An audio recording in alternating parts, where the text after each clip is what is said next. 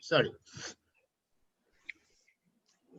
So, may I initiate the process? Yes, please go ahead, sir. So, welcome and good morning, friends. So, as you all know that under the Eco Development Discussion series of IMPRI that we started almost 2 months back, I think, in regard to the state of economic development in South Asia, that means the countries in South Asia, and the issues and problems, more so whatever they are facing in the current pandemic situations, and the government policies undertaken in that regard, how to tackle the pandemic as well as to continue the process of development or control the downfall of the economies under this pandemic.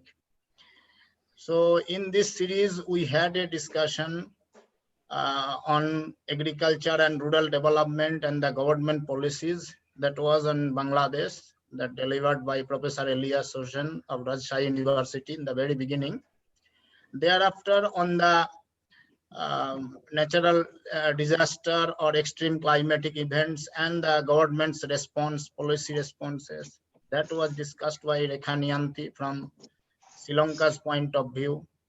Then there was a discussion on the foreign trade of Nepal and the government policies and how the trends and compositions changed over time and in recent situations of what we saw, and the efforts to rebuild the East Asian integration. And in the same line, another discussion that was first done by Raghubir Bista from Nepal, and that was followed by Professor Prabir De. So both in the same line, only the thrust was the India, the latter part, first was the Nepal. So in the same series, we are trying to evolve some ideas that what are the benefits of these policies that have been undertaken over time by several governments, and what are the loopholes that we would like to highlight in this from this series of discussions. So today we have taken up another issues under this eco-development discussion series of the IMPRI, that was the financial inclusion in Bangladesh and their initiatives, achievements, and way forward amidst COVID-19 pandemic situation. Now, while talking of the financial inclusion, most of us in the very beginning come to know about the Bangladesh's Grameen Bank, how it evolved and incorporated the inclusions taken place from top to the bottom in the interior villages also.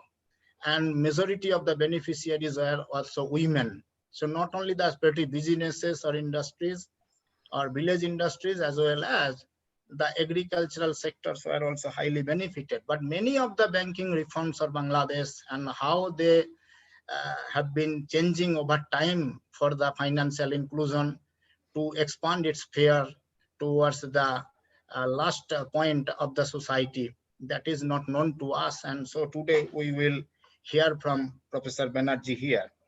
If we have a parallel of India, so Indian issues, there we see also Grameen Bank, cooperatives, same type of financial inclusion methods. And recently Jan Dhan Yojana, startup, skill up, many things new government also started for facilitating and reducing the hardship of the capital scarcity of the, especially the small entrepreneurs. NABARD and self-help group for the farm as well as the agricultural sector's capital mitigation. But recently, at the same time, we see the banking failures. The confidence is very low, interest is plummeting. So those who are dependent on their interest earning after the retirement is facing some problem. Rising non-performing assets, all are blocking again in the way of the financial inclusion. So because banks are also scared of providing loans to the people. So more ideas are floated now, whether the MNCs or big industrialists can open bank in India, because many of these industrialists, they are the defaulters of the loan of the main banks, and In order to rescue that crisis, government has to intervene and inject some capital. Now, if they themselves are become the owner of the bank, what the situation will be. So these are a glimpse of the Indian. Some I told many of these things I did not tell. So today we are very fortunate. My beloved friend, you can say, the Professor Prashanta Banerjee, who is also the Director of Research, Development and Consultancy section at Bangladesh Institute of Bank Management. I had visited that institute, I think first time in 2016, and from there I became acquainted with him more. And I found him not only a polite and very amicable person, he is a good researcher as well, and also energetic and who can organize many such programs. He also taught at the King Faisal University in the Kingdom of Saudi Arabia during 2009 and 11. He did his PhD on finance in the Punjab University, India, and for a small stint, he also visited National Institute of Bank Management, Pune. He did his postdoc on postdoctoral Fulbright under Fulbright Fellowship at USA also, and currently the treasurer of the of this what we call the Alumni Association of the Fulbright Fellows in Bangladesh. He was awarded several scholarships and awards, prestigious academic and research award fellowship. I proclaim ARA 2017, also awarded Distinguished Scientist by ABC Malaysia, Bangladesh Education Leadership Award 2017 by the Asian Confederation of Business with CMO Asia, and so many others. There will be long time to spell out. However, we can say that he has published numerous articles in various reputed international and national journals. He is also the executive editor of Bank Parikrama, which is a journal of his own institute, that is Bangladesh Institute of Bank Management, in short BIBM, and involved in several consultancy projects in Bangladesh and other countries of IFC, that is International Finance Corporation, World Bank Group projects, and on equity, entrepreneurship, management, many such. So I don't want to linger. Also the project consultant of the DA Afghanistan Bank, their national bank, and many more countries.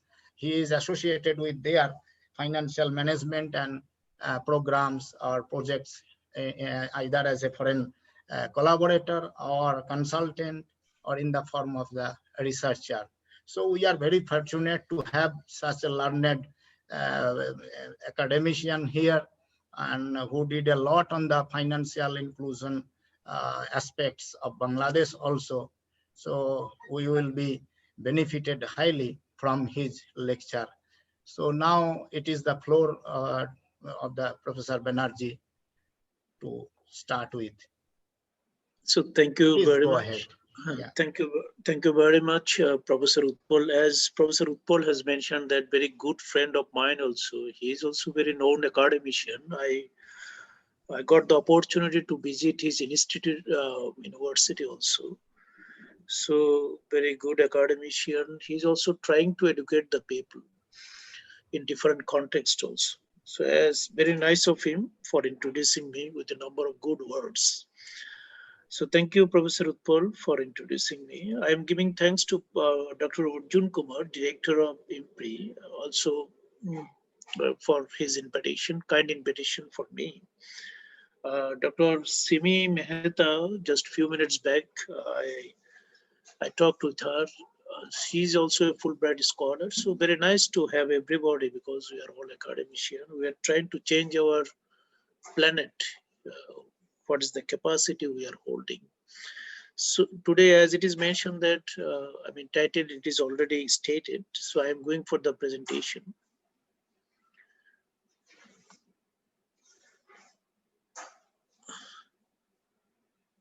So dear friends who are listening me through the virtual communication, everybody is welcome. Today, I think it is in Bangladesh, it is good afternoon, but for you also, till now it is possibly good morning. I'm talking from Dhaka. As you know that everybody, you are familiar with the Dhaka.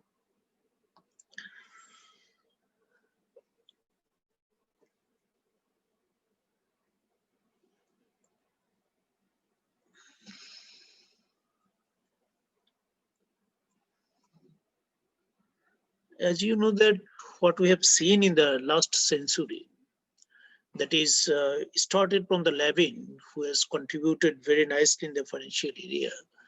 Everybody was talking about the nexus between the financial development and economic development. Different theories are there. Somebody found that in unilateral relationship, somebody found that bivariate relationship, somebody found that no relationships. But now literature from this context, now it is shifted that nexus between the financial inclusion and economic development. Or in other words, you can say that financial exclusion and, lacking behind of the financial economic development. So now in the literature, in the practically, everybody is thinking that that is how financial inclusion helps in achieving the, economic development. Now it is depending on what. If you look at the, as it is mentioned that Professor Utpal, Bangladesh has set some example in the financial inclusion in the name of the Grameen Bank. No doubt everybody is respecting Professor Yunus, very regarded to me also, because he brought the people from the rural area across the country under the financial services. Also debates are there about the costing of the offering financial services. And by taking the example of the, Grameen Bank, other financial institutions also came forward, say BRAC and others. Their contribution is also very recorded in financial inclusion. Bangladesh recently, they have, government has accepted national financial inclusion strategy. So now it is truly, we can say that Bangladesh government, as well as our financial sector, Bangladesh Bank, they're very serious to have the financial inclusion. In other words, we can say that, as you know, that very different definitions are there, but one definition is given, which is considered as a seminal definition for the financial inclusion. That is the access to the finance at affordable cost, availability, and uses. If you cannot ensure the three words, then you cannot say the financial inclusion has been happening. So Sharma accepted, he deserved thanks from our community that he has given almost a complete definition for the financial inclusion. Now let me just link, today it is not the proper time, but even after this, let me link with the financial inclusion and Paul Samuelson, very great theory, that financial inclusion and public goods theory. There is a debate, either it will be done by the private sector or it will be done by the public sector. So that is, if I just read out the, Samuelson's theory, as it is a public goods, financial inclusion, it is the question of the right of the people. So it should be, given or offered or managed by the government. So you see that the public goods theory suggests that everyone will benefit from the financial inclusion regardless of the status, income level, demographic difference. This means that both the rich and the poor people, the financially included citizen and the financially excluded citizen, will enjoy the benefits of financial inclusion. Secondly, as it is a public goods, achieving financial inclusion would require public funding. So this is the dilemma. Government should spend the money or not, rather than private funding. Thirdly, as public goods, it gives the government an opportunity to take responsibility of promoting financial inclusion. Finally, the public goods theory of the financial inclusion does not recognize private sector agents as promoters of financial inclusion. So we cannot say that public bank will come forward. If public bank will come forward, then financial inclusion will be happen with a lot of cost of the general people, and it will take time also, because public entity will never do anything if they will not find the cost benefit at their interest. And it is normal. We are not allegating the private sector. So public sector will come forward for the financial inclusion. And it is very true that that is, if you can bring at least one person from from say Bangladesh, we have the 4 crores family, we have the 16 crores people. If you can bring one person from each family, poverty of the country automatically will be going out. It will be going to the museum. So Grameen Bank has done, but as I have mentioned that cost is there, different merits, demerits are there. They have done and they have forwarded these steps up to a limit. But now we must do this, and government very recently has taken the, financial inclusion strategy. We must take it to the door of the people. Now, Alan has mentioned in the literature review from the supply side and demand side also. That is that financial inclusion who will be getting the more chances. He has mentioned that is rich people, educated people, older people, urban, employed, married, or separated individuals. He found that they will be automatically financial included. But what about the other rest of the people? What is the others?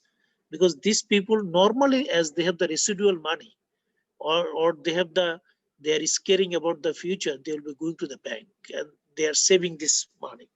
But if you look at that, this gentleman has done a very good sides. But if supply side, demand side is okay, but supply side will not come with the comfortability of the demand side, then financial inclusion will be taking again, it will take some time.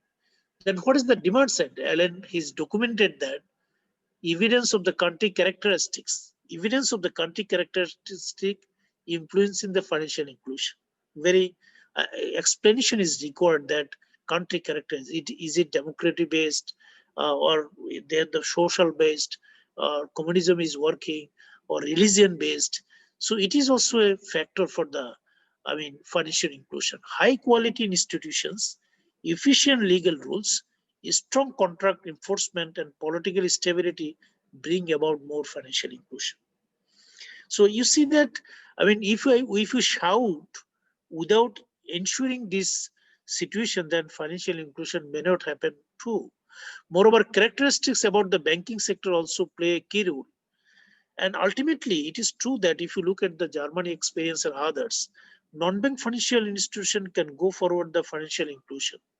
But till bank will not be coming forward, then financial inclusion will not be taking the due shape by following the definition of the Sharma, that is access, availability, and uses. It will not be happening till banking sector will not be coming forward for the financial inclusion. High cost of opening and using bank accounts, but also high distance and high disclosure requirement reduce formal inclusion. Well, although fintech has, reduced the distance, but even after this, it matters. Trust in the banking sector is also a factor, can also influence the existence of the deposit insurance scheme, and tax incentive is also matter. And finally, religious belief is also factor in case of financial inclusion. So these are the demand side and supply side from the literature we have received it. Now, what Bangladesh has done, policy in case of policy, maybe it may be matching with the Indian initiative or subcontinent initiative, Nepal's and others also. Bangladesh has done three. They have taken the three action under the broad umbrella. One is reforms. What they have done in our central bank, they have opening the different wings for the financial inclusion. They've opened the different wing for the SME financing. So, and they have opened the different wing for the ITOs. So reforms has done, and Bangladesh Bank has instructed to the private sector, to the banking sector, that each bank, they will be opening the branch dedicated for the lady, and each branch they will be keeping the one desk for the financial inclusion or including the female entrepreneur. And in the policy level also, they have contributed very nicely. In the policy level, Bangladesh has mentioned that each branch of a bank must bring at least 3 entrepreneurs in a year. So you see that is financial inclusion is happening for the enterprise in that way. And in case of, product design, that is Bangladesh has done a very good job. They have initiated the mobile financial services. They have initiated the agent banking.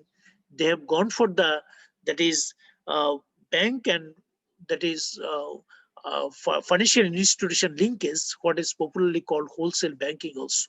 So in the policy, different policy, I mean, a variety of policy has been taken, but under the three heads. One is reform, second is the policy, and third is the product design. Now, how this policy has helped us in financial inclusion? If you look at that, uh, here I'll be trying to show you that financial inclusion achievement in case of individual level, financial inclusion achievement in case of our farms and farm level, and deepening level also. If you look at that no frill accounts, that's a very huge achievements we have found, particularly in the COVID situation. I mean, no frill accounts, I think everybody you are understanding, no deposit, minimum deposit is required, no charge will be applicable here. If you look at that, that is how it is growing.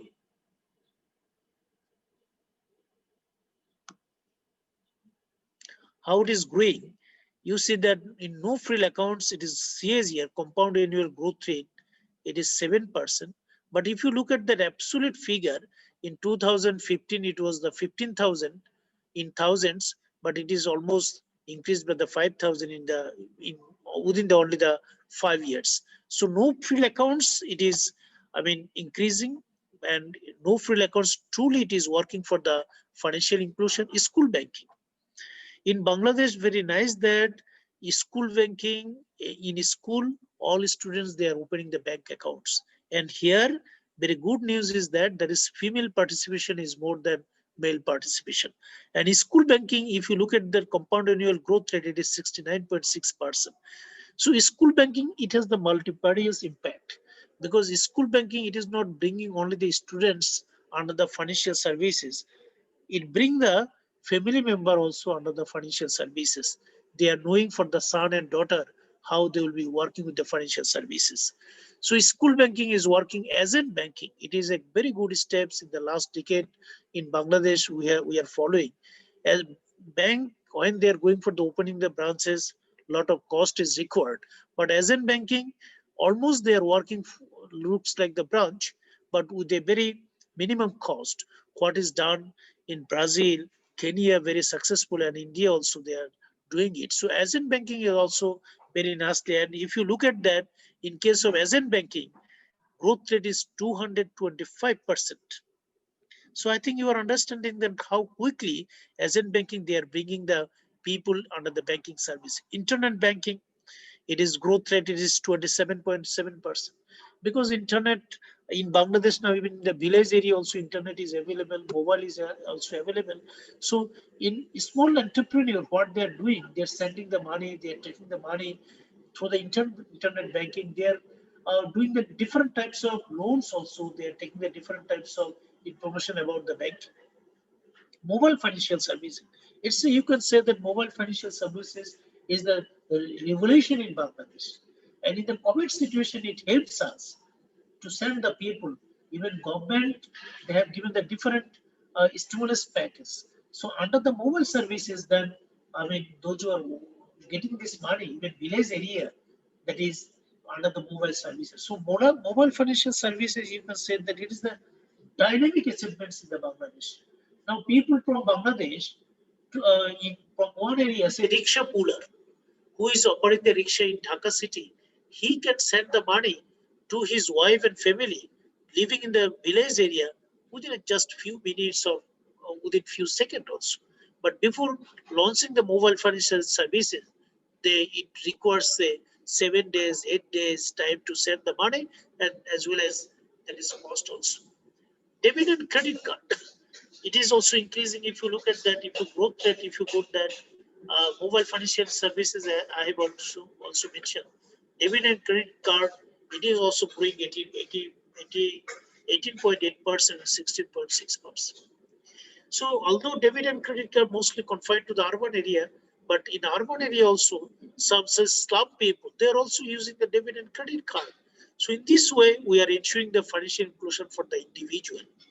And all mechanism very nicely working to bring the individual under the financial services. Now, if you go to the financial inclusion in farms and farm, And SME financing, if you look at that, in SME financing, growth rate is 25.3%. So SME earlier, particularly small segment, they did their business with their own fund. But now they are just going to the bank, and earlier we saw that small enterprise, they took the money from their relatives, friends with a huge cost. But now they can take the money from the small entrepreneur, they can take the money from the banks at rational cost. Male entrepreneur and female entrepreneur is coming forward, but although male entrepreneur is still, they have the relatively higher stake they have, but female entrepreneur is also coming forward, and I think you are noticing that is 16.5% growth in the female. It means that female community is also coming as an entrepreneur. Growth rate for the male, it is the 10.3, but female is also coming forward. Agriculture financing, as I have already mentioned, the policy level, it is 4.4%. But we cannot say it is great because agriculture, it is contributing to our GDP almost the 12%. But in case of financing, it is just only 4.4. Here, possibly, we need to do some works there. Now, in case of deepening, after the policy level for the financial inclusion of the individual and firms, what extent we have successfully deepened these works? If you look at that in the urban and rural branches, urban area, it is now dominating, but in the 2010, our urban branch was the 42.6 and rural branch it is 57.4. But in 2019, we have seen that urban area 51.5 and rural area it is the 48.5. It is because of the two reasons. One is that Bangladesh Bank, our central bank, they have changed the definition of the urban area. This is one cause, that is why in urban area there is the branch is more. But in the rural area, and more reasons that private banks, they are not interested to go to the extreme rural area where state bank is going. And more is that banking sector now, they're not more interested to open the branch in the rural area. As you know that there is banking, their target is that to send the banking, not the bank branches. But again, rural branches we should open the more, but because definition is said that is in Upazila level, possibly I do not know either it will be matching with the Indian situation or not. Earlier, in the Upazila area, if any branch is open, it was considered as a rural branch, but now it is considered as the urban branch. But government has mentioned that, Bangladesh Bank has mentioned that it is 1:1. If one branch will be open in the urban area, one must be open in the rural area. Now, as Upazila is considered as a urban area, and so that, bank is not interested to open the branch in the very rural area.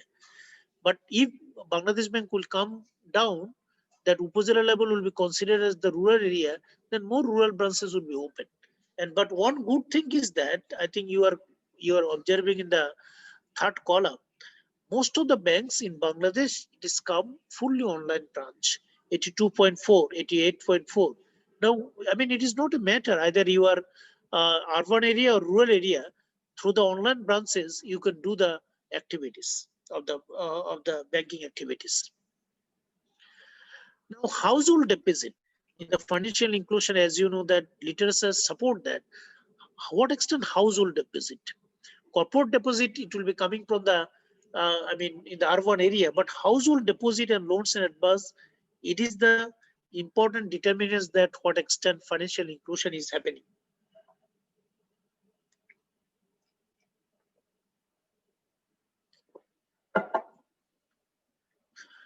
So you see that share of deposit, household deposit, urban people, it is, if you look at this 2019, it is the 79.1, rural people 29.9.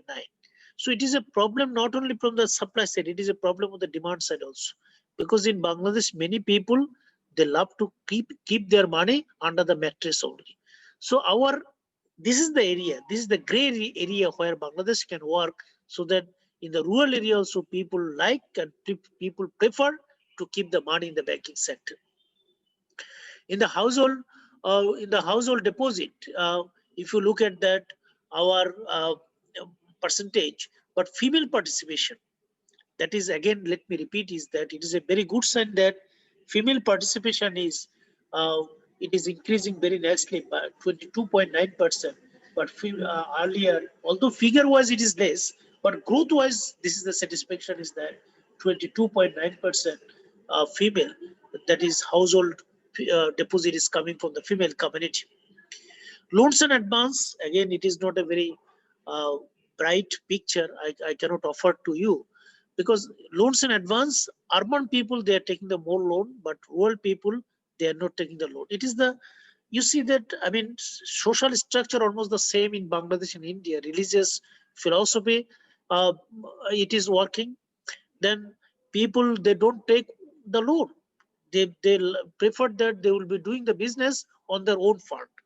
Particularly, this concept is still prevailing in our village area.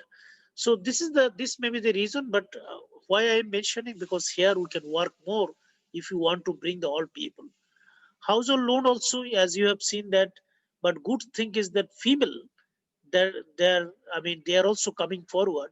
But you can ask me the question that female entrepreneur is more, but female loan is not, deposit is more, but why female growth rate of female loans is not higher than male? Because 24.2% male, it is growth rate in case of household loan, but in the female, 20% growth rate is there. Reason may be there. So husband is taking the loan, but I mean, wife is getting the benefit, but wife is not coming forward as the first person to take the loan. That may be the reason. But again, it deserves to take the very in-depth study why female, their deposit growth rate is good, but why their loans taking growth rate is not, I mean, more than female. Uh, in case of Harpendale index, it is only for the academic interest. It is highly concentrated. As you knew that it is more than 2,500. So after having this, now we have learned a very simple correlation. And if you look at that, that is blue area, green area. I mean, we are going for the agent banking, but agent banking is still, it is not very effective in case of in case of in case of taking the loan. If you look at the correlation, number of borrowers to the agent, it is 0.77.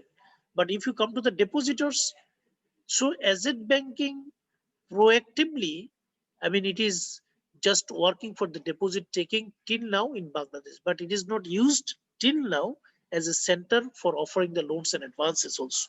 But here again, we need to work for that also. Now, what about Bangladesh, where we are as compared to the 4 countries we have taken? One is India, Thailand, and Japan.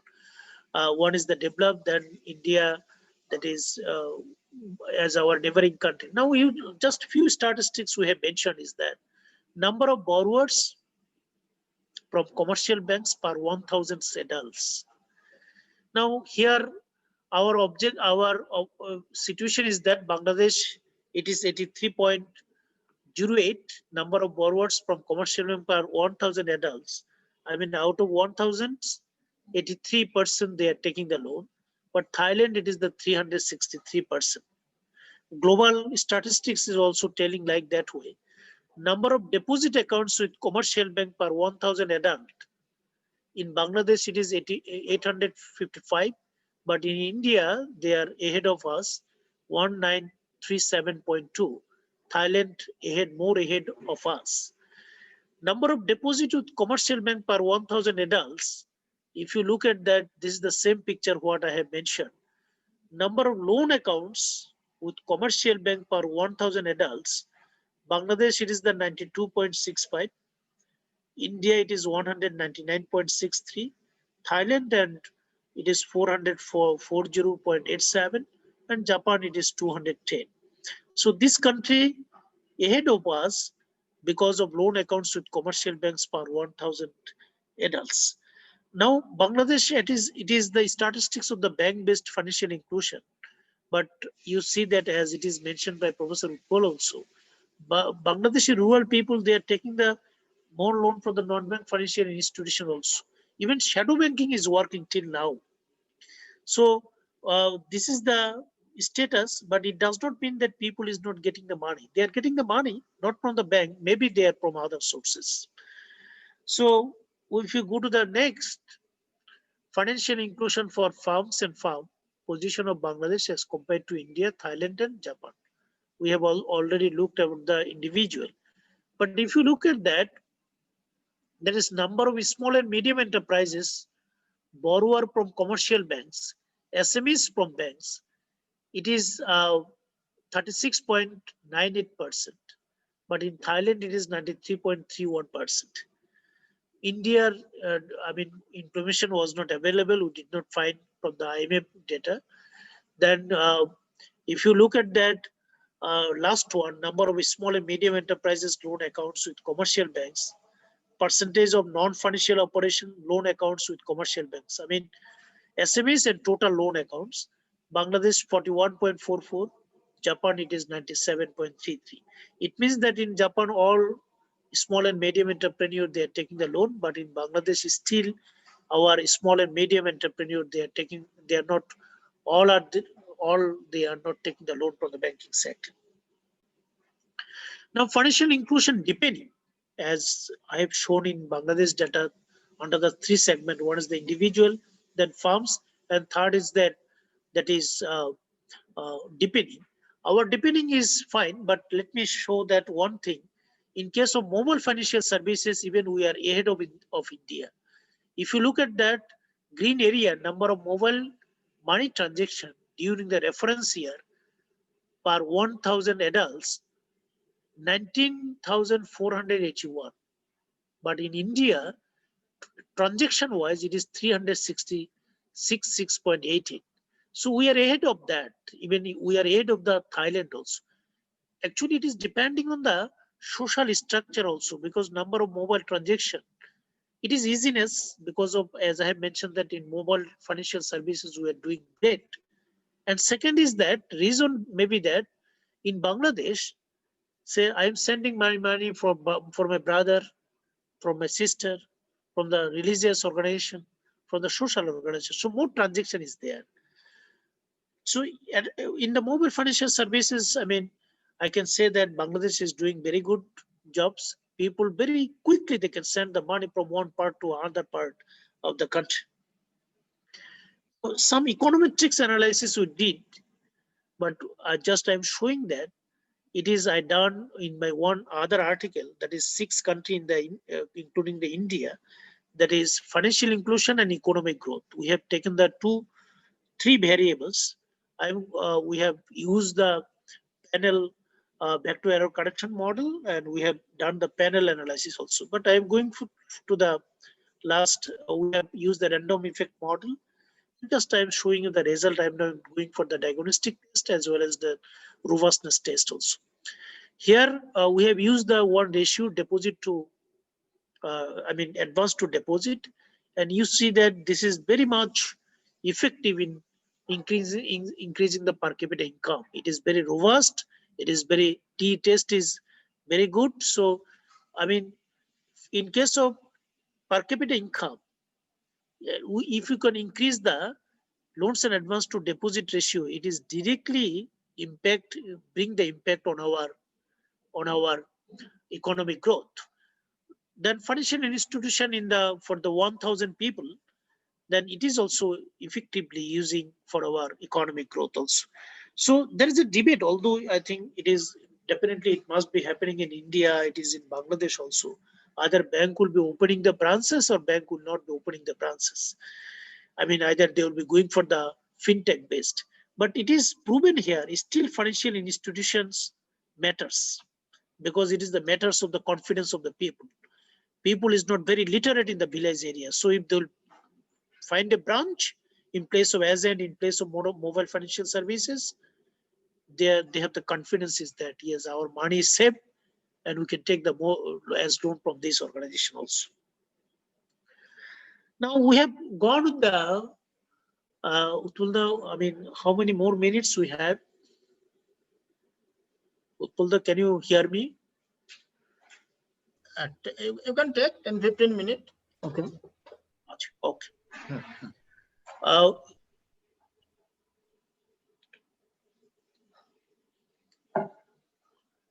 Now we have gone to some question to the people. After having this information, we have gone to so the question was that why, our SME financing is increasing. Answer they have given, but just let me share one answer. Geographical penetration to branch and agent banking.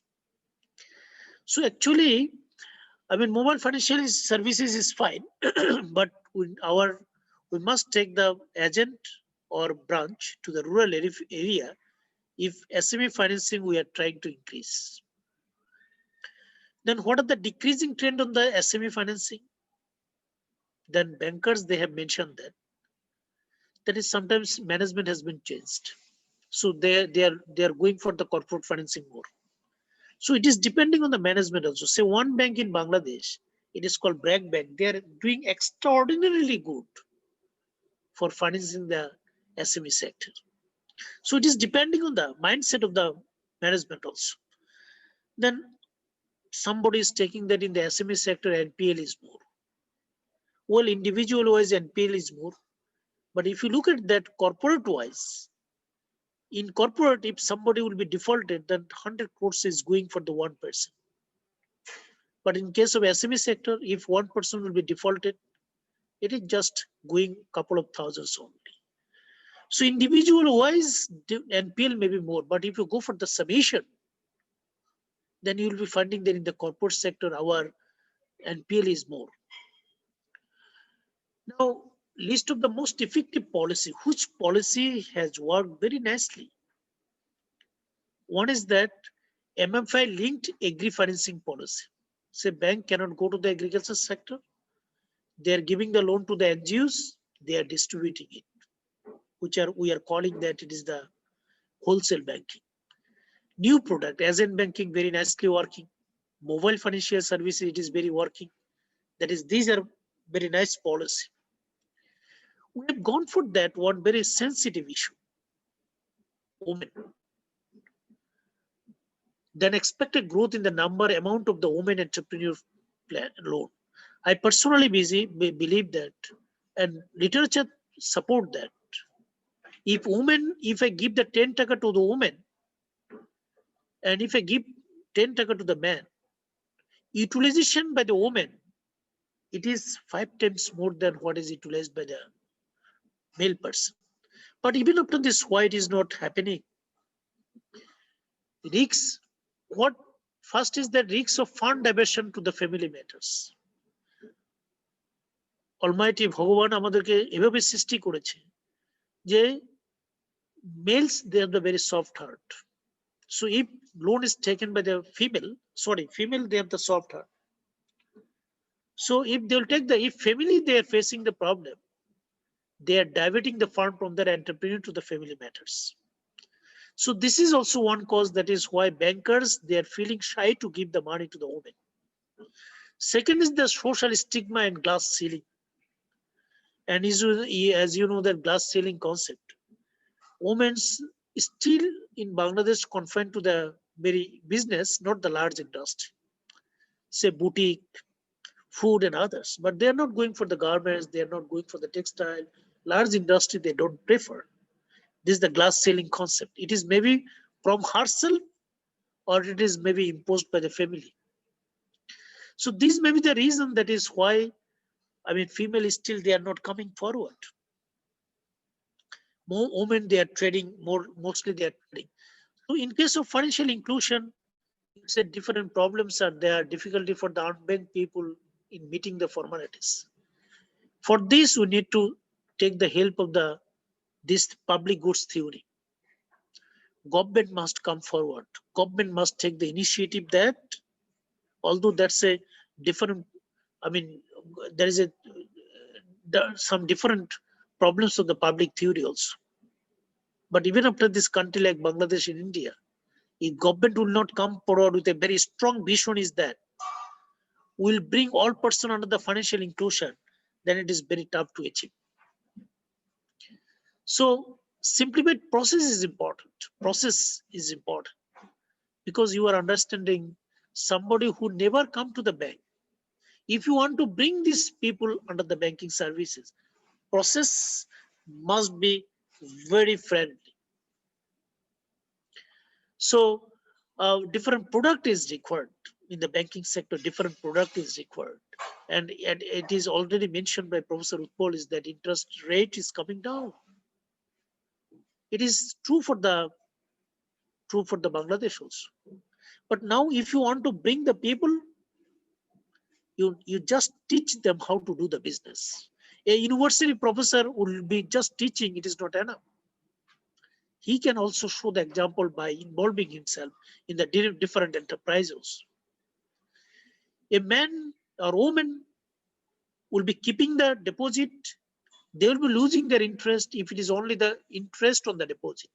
But if you give some easy product for the investment in the loan side, say secured overdraft and others, then they will be feeling comfortable to take the loan. Now, we have asked to the people, what are the regulatory changes required? Better alignment to the interest rate. Interest rate is a factor. Launching a special refinancing scheme, credit guarantee scheme, more refinancing scheme, setting up a specific target of bringing fresh borrowers under financial inclusion. A specific target is required. In Bangladesh, they are doing. Each bank, they are setting the target at the beginning of the year, how much they will be disbursing to the small entrepreneur, and at the end of the year, they are reporting to the Bangladesh bank what they have planned at the beginning of the year, what extent they have achieved. It works because they are making the budget, they have the target to achieve it, and they need to report to the Bangladesh. So this type of policy is also taken Bangladesh, and it is achieving. Now, let me go to some suggestions. You see that I think different phenomena is there. In the COVID, what is the lesson? Different people, they are drawing the different lessons also. But I think most important lessons is that people of the Assam must stay in the Assam. They should not go to the Delhi. In Bangladesh, people of the, I think you are not familiar with the different parts of Bangladesh. Our target, why COVID is spreading in Delhi? Because all people is coming in the Delhi. If we could have kept the people in the rural area, then I think COVID can spread less in the urban area. So I think COVID has given one very important lesson is that we must keep people in their own area. So just a second.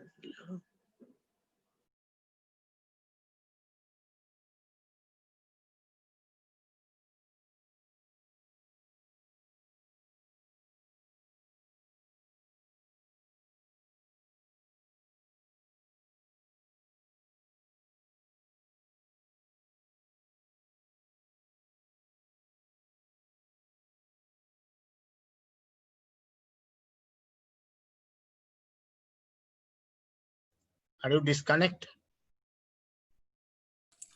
No, sir. I think something pressing would have come. Sir has Acha, acha. gone off on the video. Sir, we have many discussions with us. You can check with them once. Yeah, I Yes, saw. all of them, yeah. I saw they joined. Are madam's photo also again.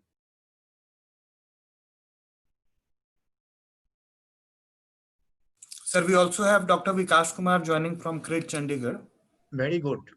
And then we have Dr. Rama Kundu ma'am, Dr. Ruma, Utpal Maji, Shanti. Ashish Bhattacharya, and we also have as a discussant GB Vyati from our researcher, yes. Very good.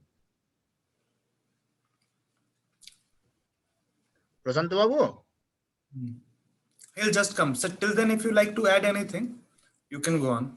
I think sir. I've already joined. I was taking a biscuit. Yeah, no please. problem. So thank you. Sorry for just taking few minutes. It's okay. No problem. So as I was mentioned, in the COVID situation, I think structure of the urban and rural area, we must change it. We must keep the people where he born. He can visit other places or other places, but professional wise, if you can keep these people in his own area, this type of crisis we can overcome very easily. But we could not do it. I think everybody, it is urban-based society we have created all over the planet. So in this situation, what we can do? Definitely financial inclusion is a way out. We must do it. Now, what we can do in this COVID situation? In Bangladesh, I can tell you that mobile financial services saved us,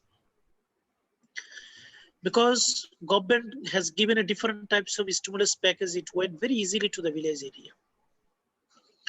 Now, fintech-based financial inclusion must be encouraged. I think it is obvious. We cannot, explanation is not required. Artificial intelligence is required.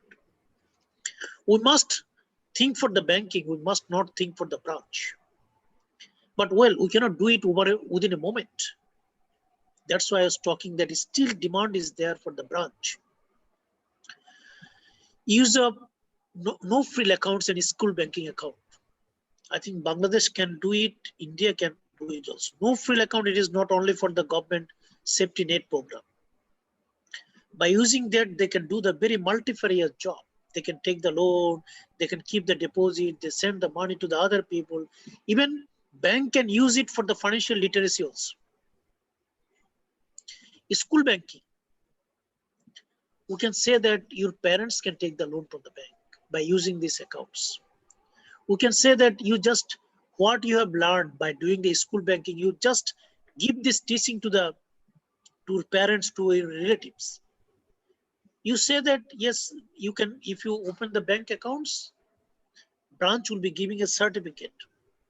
So multifarious use, you can do this with the school banking also. Innovative technology-driven financial services are needed.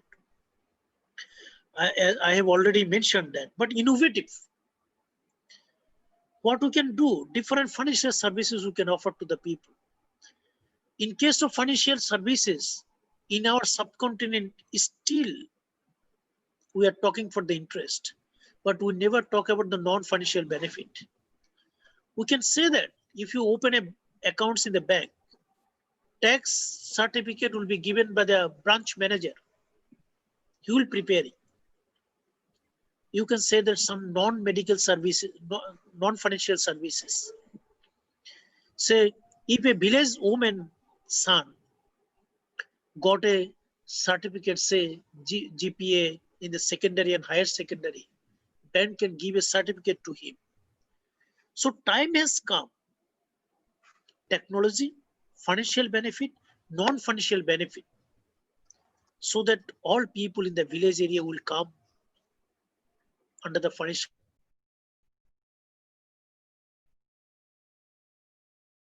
is brought by the corona.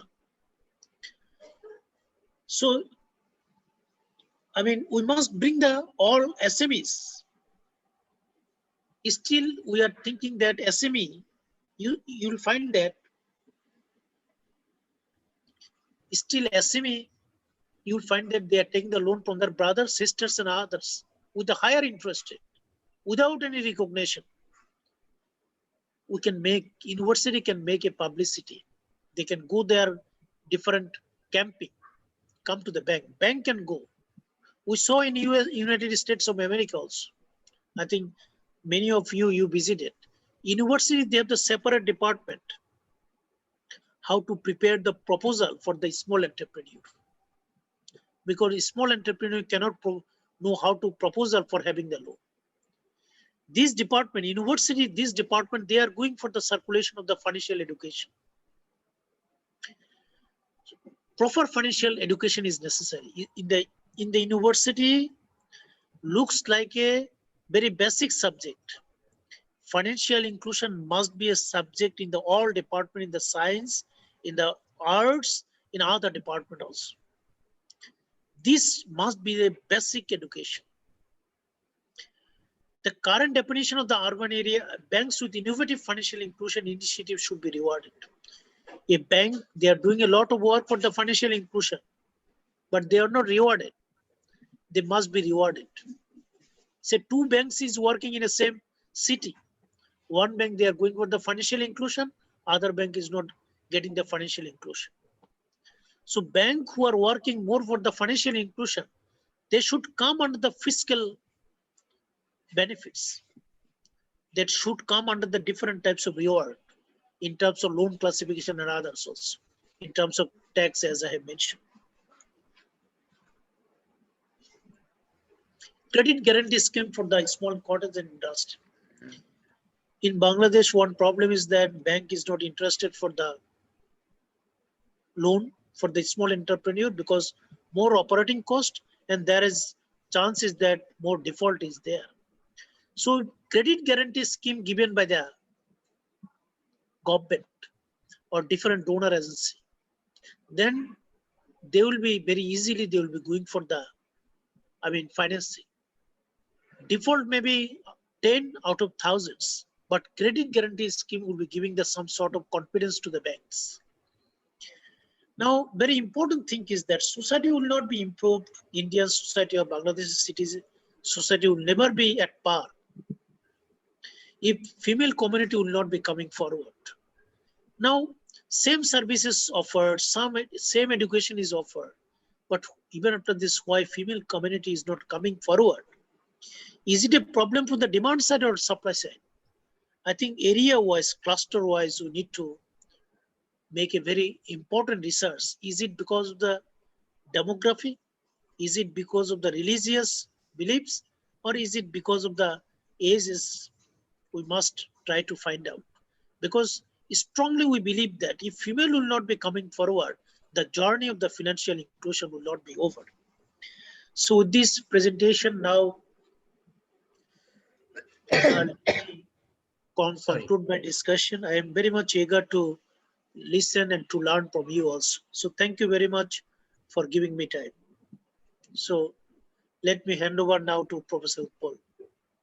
So thank you very much for your exhaustive coverage on this financial inclusion is various aspects and the role of the banks.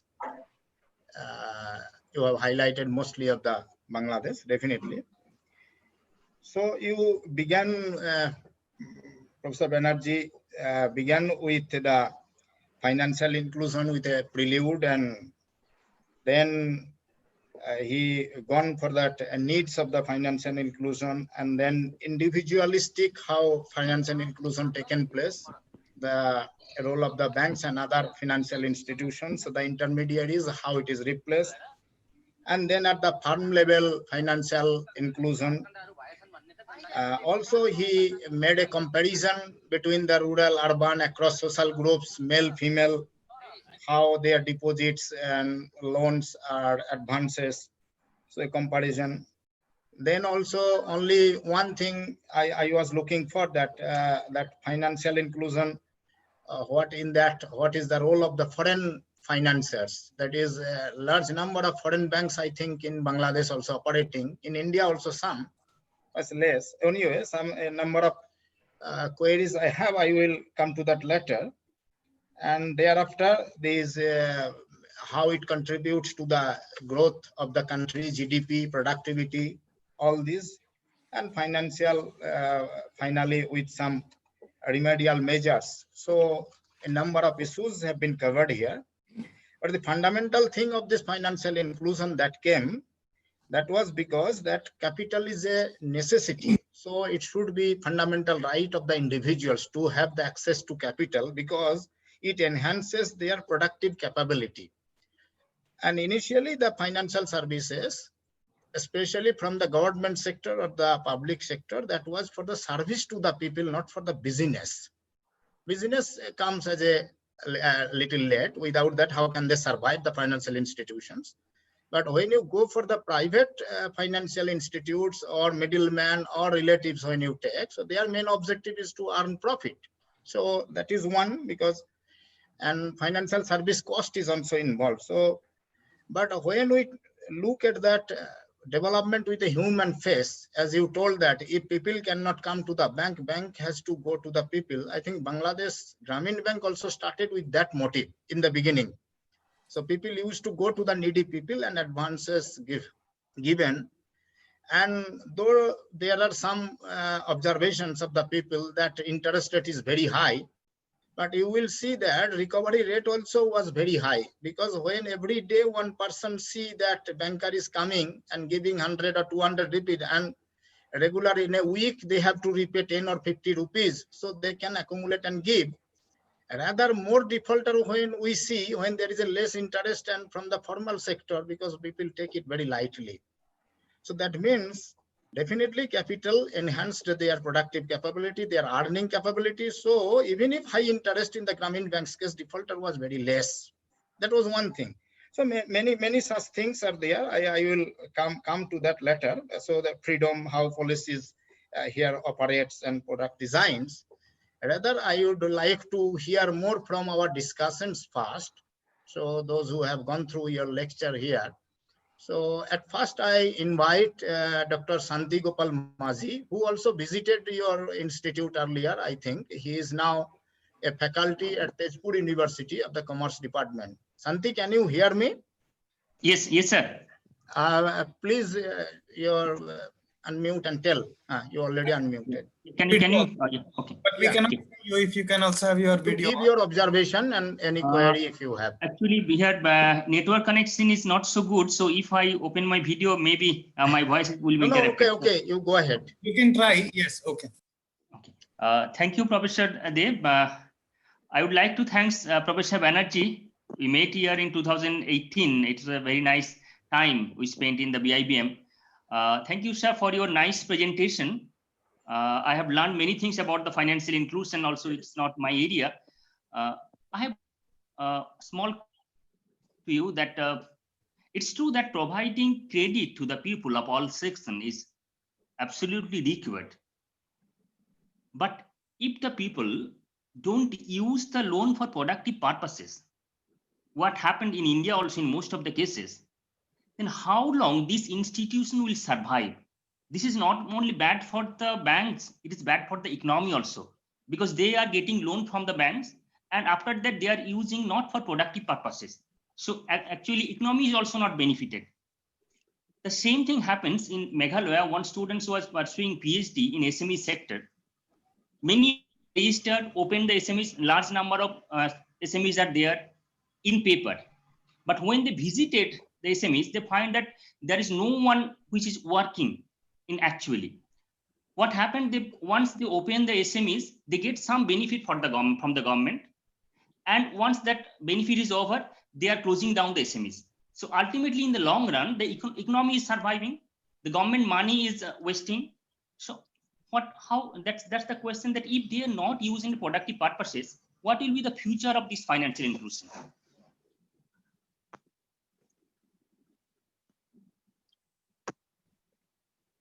Hello, sir. You are done? Yes, yes. I think we can accumulate some of the queries and then you can respond, no? That will be better. It is fine. So next I would like to invite Dr. Raghuvir Bista, who also gave a good lecture one day on the international trade aspects. So please, Raghuvir sir. For the record, also introduce Professor Raghuvir. Yes. He is from Pathan Multiple Campus of Tribhuvan University. He teaches economics there and a prolific writer also. Yes, from Nepal. Yes, thank you. In Nepal. Yeah. Thank you, Shaw, for your nice presentation, but sorry to join lately. I have, few queries only. In SASC countries, SASC countries have implemented, financial inclusion to mainstream the poorest of the poor people and marginal people. And when we, conduct the study, we found the mixed observation and mixed result. And in recently, Bangladesh has, performed better. May I ask the one query? What is the contribution of the financial inclusion on GDP, GDP growth rate at present moment, and also the how much its contribution on the poverty reduction and inequality reduction? So, thank you. That means you want to say that if there is an extension of loan by 1 crore taka, for example, then what percentage of the GDP growth will take place? Yeah, of Is course. the elasticity or like that? Yeah. Is it? Yeah. Whether it is done or not. Oh, okay. Okay. Multiplier effect, yes. Crowding. Yeah, afterwards. Okay. So may I invite Dr. Vikas Kumar, please? Arjun, please introduce him. Details I do not have. Yes, sure. Yeah. Vikas sir, if you can have your video on. Dr. Vikas Kumar. Hello, good afternoon, everybody. Yes. Actually, I'm not in town. I'm away for a field visit, so I have some network issue. No problem. So again, one of the previous speakers has said that the voice might get freeze. Yes, yes. So let me introduce Dr. Kumar. Yes, Dr. Vikas Kumar is assistant professor at the Center for Research in Rural and Industrial Development, CRED, Chandigarh, Punjab, from India. Sir, over to you. Good afternoon. And first of all, I express my presentation a little late because I was driving that time. But I must say, after listening the half done presentation, halfway when I joined, it is very, very, very enriching. And though I'm not a person of financing and banking sector, but it was very enriching for me to understand the nitty-gritty and the nuances and how Bangladesh is progressing in this field. Also, the comparison in different countries.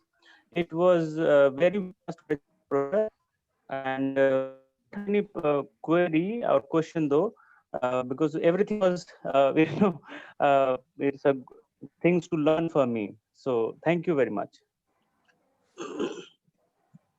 Okay. Over to you, Arjun sir. It's okay. Thank you very much, Dr. Kumar. So may I invite Professor Subhasis Bhattacharya? Subhasis, are you online? Yes, sir.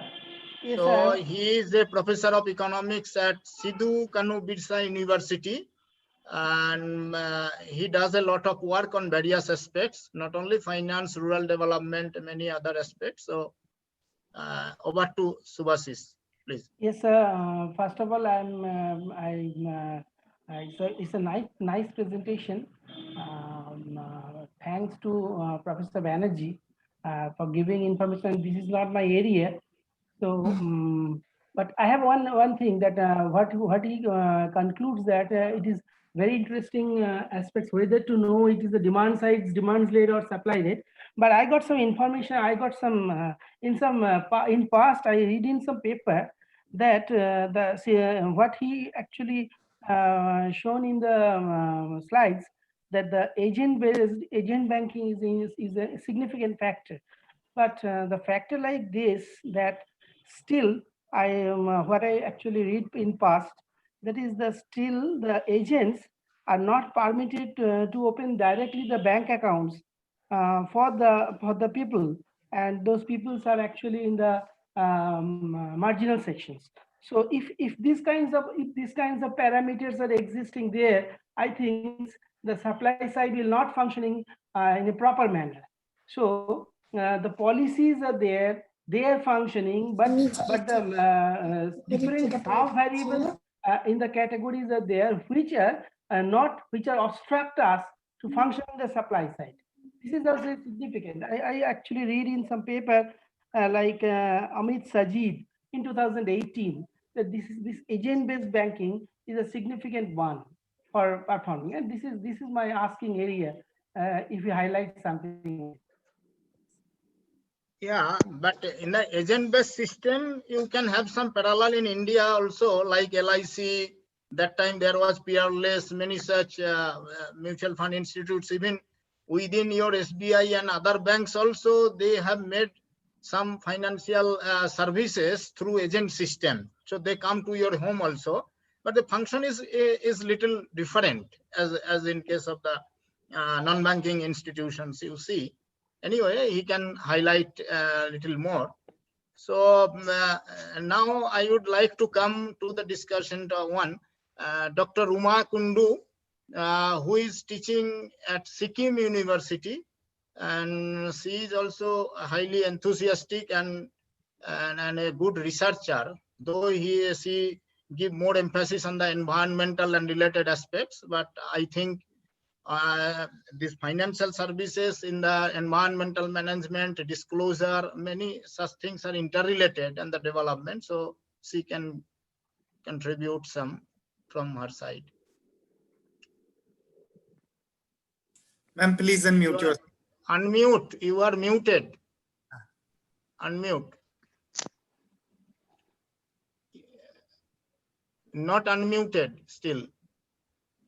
It happened for a while. It happened for a while. Please click again. Click. Yes, done. Yeah. Thank you, Utpal, for giving me this opportunity. It's a really wonderful opportunity for me. And first of all, I'd like to thank Professor Banerjee for the illuminating discussion. Being somebody much junior in terms of experience, it would be really an audacity for me to make any comment on this, because this is not my cup of tea. But one thing that I'd like to say you that is, sir, I am fully agree with you that this, what I can say, that is undoubtedly this financial inclusion is the need of the hour. In India and in case of India and Bangladesh, but in India also, especially in the northeastern parts, they are basically I am working in Sikkim University, that Dada has already mentioned.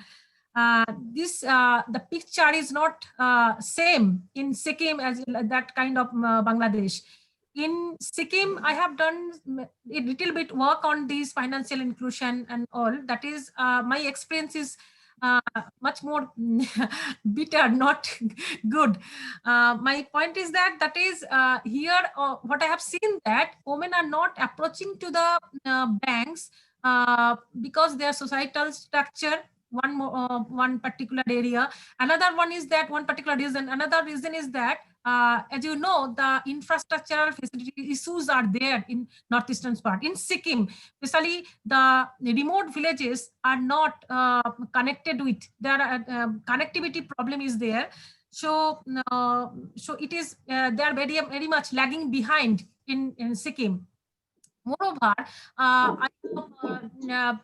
during my field survey, I have seen that, I have asked the women, that is why they are not approaching to the banks. They are basically very much scared. And not only, even if they are going to the banks, they are taking the loans from the banks. They are not one person that is, he has already rightly pointed out that it is not, they are using there for the productive purpose. They're basically using it for the marriage ceremony and other purposes. So if it is not used for the productive purpose, so what is the need of this, how the success will come up? But I have just few queries from yours, from my side. That is, this is my queries. I think that you have done the panel data analysis. In case of panel data analysis, hopefully you have done the both LSDP model and the random effect model. In how many years data that you have set, and what are the, how many cross-sectional units that you have considered? What are the types of variables that basically you have chosen for your study? And on the basis of the Houseman specification test, that is which model that you have picked up, whether the fixed effect or random effect. So that are basically my queries. Okay, anyways, I thank you very much. It is basically a gainful and learning experience from my side. Okay, thank you everybody. Thank you. Utpal sir, you are mute. You are on mute. Utpal sir, yes. So he has already mentioned that he used the random effect model there. Maybe you have missed it. So anyway, that was the But the purpose of use here, one thing I would like to mention, that in the connection of the self-help group bank linkage of the NABARD, we did some study long back, and recently few years back on the women empowerment and financial empowerment. Yes. There we observed that when a woman is given some money through loan or whatever, their earning capabilities are increased. And the similar money is given to a man. Suppose a women-headed household and a men-headed household, so we had made some comparison. We had seen that women are utilizing the finance of that money for the human resource development more, for their health care, for education of their children, or even if they buy some goat, cattle, so that from there some more earning they can get for the sustainable livelihood.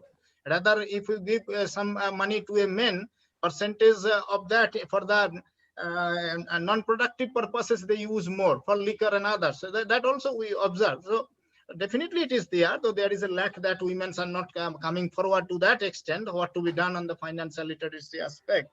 So that is one thing, but it is good if you go by that type of comparison. Anyway, so there are so many issues. I have the example. So now, Arjun, may we call Mr. Ati? Yes. So, Can you please introduce? I will. GB, are you there? Please have your camera on. Yes. One thing also I really wanted also to add. Sir also mentioned in his lecture, Professor Banerjee, that when the loan is given to women, it is 5 times more productive. Yeah. Yes, sir will also share more. We saw. Yeah. Yes, that what, and since ma'am also shared her story from her work in Sikkim, so I really thought that it will be very wise to have also the view of the financial inclusion and empowerment, especially for women. We have Mudra scheme, we have Jan Dhan Yojana. So India in last few years really, as Professor Utpal has also highlighted, that in terms of access, yes, there is some movement, but utility is really low. So during the pandemic, we have done many studies, and GB Ati is a student at Ashoka University here in Delhi, and also researchers with IMPRI, and she has led many good studies, went to the field, especially in this time of pandemic. I think GB will add more, and GB is joining us from Tamil Nadu, Kanyakumari. GB, why don't you go on? Please unmute. Please go ahead. Thank you, sir. Actually, it was really an enriching session. Thank you so much for the presentation. As sir had mentioned, we had done a study to understand how COVID, the impact of COVID on rural women. So among a lot of our questions, we also we did quite some analysis on how the schemes for financial inclusion has affected women during the COVID time. So there was this amount which was transferred to the women through the Jan Dhan Yojana, like 500 rupees. But actually, many women, the problem was that they created the account, but they failed to maintain the account. So they were brought into the system of financial inclusion, but at the end, when there was actually a need, they didn't get benefited by it because they failed to maintain the account. They didn't receive the benefit actually. So, we are actually bringing a lot of schemes, but how far it is effective and how far the scheme is reaching to every person, even that is a concern, right? Not just, we have very ideal schemes in mind, but we have to also look at to what extent it is reaching the people and what extent the change is coming about. So, I'd like to hear your opinion about it. So, thank you. So, GB has thank really you, GB. Yes, the effectiveness point. Professor Utpal, should we have one round to Professor Prashanta Banerjee? Otherwise, otherwise he may miss some of the queries, and then Simi will give her comments. Okay. Myself also, and I would also like to request Professor Bista to also inform us what is the state of affairs also in Nepal in respect of financial inclusion, especially pertaining also to women. Yes, Professor Prashanta Banerjee, over to you. Sir, you can choose to, answer any or, reflect. Dr. Arjun, very nice participation, very nice queries. Many thanks to who has placed the very intellectual question to me also. Let me start with Dr. Bikash Kumar. He's there still, Mr. Bikash Kumar, Yes. because it is a part of my, because I was a student of the Chandigarh. Because it's Bikash good is to there. hear, sir. Sir, I'm here, sir, and I'm very pleased to know that you were a student at Chandigarh, sir. Because I mean, I was a student of the Professor Singh. Professor Singh has a son. His name is Bikash also. I do not. He's an academician also. At I Punjab did University. Punjab University, and now I do not know. Possibly he's in Delhi, but I lost my communication with him. Initially I thought that you may be that person. Because I cannot see you. Can you see your face, please? Because so you can recognize whether it is he or not. No, Possibly he's not like. Yeah, no, Professor Dr. SP Vikas Singh. Kumar is my senior from JNU. He has done his PhD in South Asian Studies. Yes, Dr. Vikas Sir, Kumar. I'm. Okay, because Dr. Bikash, I did my PhD from Punjab University, University of Business School. Possibly Dr. Dinesh is still working there. But I did my PhD under Professor SP Singh, and he has a son. He's in academic area. His name is also Bikash. I do not know where he is now, but sorry, I lost my communication with him. But I have the high regards always to Professor. I'll try to. Sir. When I'll go back to Chandigarh, sir, I'm away at my friend's place in Ludhiana for a field trip. So when I'll go back to Chandigarh, I'll definitely try to locate him in PU, and then I'll get back to you, sir. Very kind of you. Very kind of you. Let me address few questions. Very interesting, as it is mentioned that is Professor Utpal was talking about the foreign banks. Actually, foreign banks, can you hear me now? Yeah. Actually, foreign banks, they did nothing for the financial inclusion. Now, one question, subsequent question can come that why we have the requirement to have the foreign banks. Still, we have the requirement because we are involved with the trade. In case of foreign trade, they are helping us. They are offering us the very smart banking also. We are trying to learn from them. They are cheap executive, they are world standards. So sometimes after having job in the foreign banks, they are coming to our private banks. So many ways we are getting the benefit. But as question asked by Professor Utpal, actually foreign banks did nothing for the financial. Yeah. Second question, what Professor Shanti Professor Shanti, very nice to hear your voice, because as you have mentioned, you have visited my institute also. So that's a very critical question you have asked me, productive use. You are right. But for that reason, you cannot stop yourself. As a banker, as a financial institution, your thrust point is that to find out the people who can use their fund for the productive use. Definitely in the society, always you'll be finding that good people is there, bad people is there, entrepreneur capacity some people has, somebody does not have that. Out of this, I mean, class mix of the society, you need to find out that. In Bangladesh, you see that what banker they have done. They have tried to find out the right borrower, right mindset, and right capacity also. You need to find out. Banker should not just keep himself under the AC room. His job is that not indoor. His job is that outdoor. So mindset is very important. But you are right. Some people, they after taking the loan, they are not using the right person. But it does not mean that good people is not there.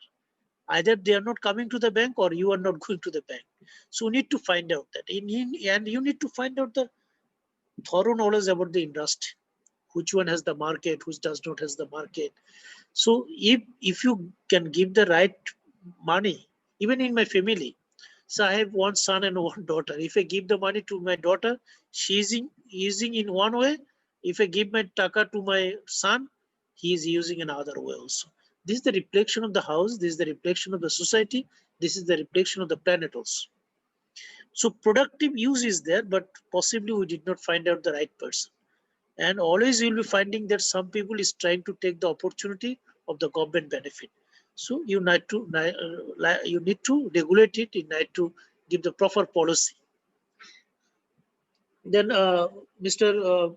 Raghuram Bir from Nepal, he has mentioned that right now I don't have the very exact statistics about that poverty reduction and inequality. But it is true that in Bangladesh, only in our macroeconomic points of view, only one demerits what we have, that our income inequality is day by day is increasing.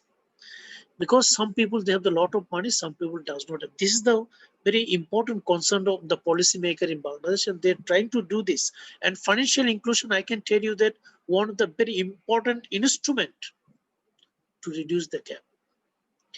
So if you go for the, financial inclusion for the enterprise, it is not only for the enterprise. I think I have mentioned in my discussion also. It is the all employees who are working in that farm also. So garments. In garments, 1,000 people is working. If loan is taken by the garments, it is not only garments own enterprise, it's entrepreneurial also. So it is, our poverty is drastically reduced now. I cannot give you the statistics just now, but I can tell you that hardcore poverty, it is less than 20%. After independence, it was the totally different situation. You know that is the then foreign minister of the USA. He has mentioned that it is a without any basket, without any what is called that, without any shelter, without, that's, he has mentioned that. But now Bangladesh is totally a different country with dynamic leadership is there. Very capable entrepreneur capacity is there. And from all corners of the society, they are telling that job providing is not the job, is not a good things. Sorry, job providing is the good thing. Job seeking is not the good things. So people, young generation who are from the university, they are trying to do something. Some people in place of seeking the job. Mr. Bikash, I have addressed his question. Mr. Bhattacharya, he was talking about the agent banking. His question was not very clear to me. There was a chaos in my area, that's why I did not get his question. But you see that agent banking in Bangladesh, they are permitted a number of services. They are permitted to take the deposit, they are permitted to give the loan also, but there is a limit is there. And in agent banking, gradually you have seen that from the statistics, how it is increasing very quickly. And business people gradually, they are putting their faith on the agent banking like the banking services. So in future, I can tell you that I don't have the statistics about the India, in Bangladesh, in rural area, agent banking will be truly that is replacement of the branch banking. Most of the services they will be offering. So there is no problem.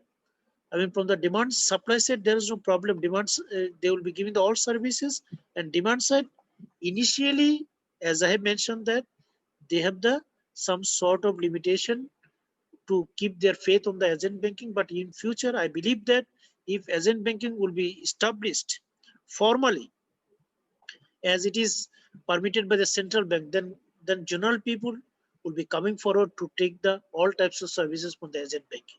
And agent is given to the people who are very regarded in the society. Agent is not given to very general people who is very regarded teacher, or he is a very established person in a village, he is getting the agent. So automatically persons behind the organization is also important. So agent banking, that's why in Bangladesh it is doing very good. But still we have a problem. Agent banking, who are taking the agent banking, still it is not profitable because more people is not coming to the agent.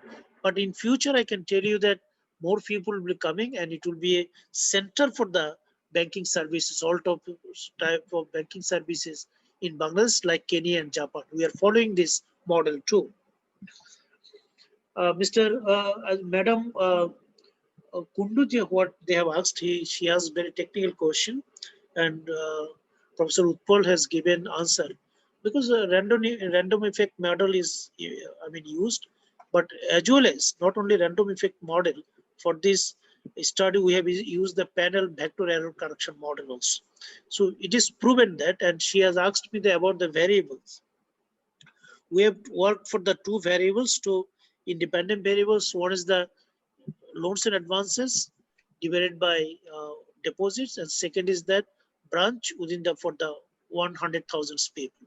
And both we have seen that they are working for increasing the enhancing the per capita income of the people. So time period she was asking, time period. Time period she has asked me that it is, we have taken the 6 country, I mean all our in the SASC country, and we have taken the 20 years. So total observation is the 6 into 20, 120 observations. Good number. Yes, yes. Good number. And I think you are understanding the degree of freedom is very good because only 3 Yes, variables yes. are there.